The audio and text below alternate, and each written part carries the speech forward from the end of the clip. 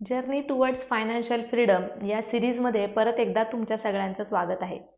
मित्रांनो, तुम्हाला माहिती आहे का, 5,000 रुपयाची SIP सुद्धा तुम्हाला करोडपती बनवू शकते.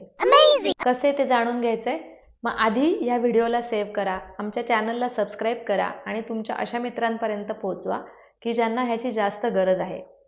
मित्रांनो, जर तुम्ही 5,000 रुपयाची SIP चालू केली आणि त्याला 10% टॉपअप दिला, 10% टॉपअप म्हणजे दरवर्षी तुम्ही ती SIP 500 रुपयांनी वाढवली.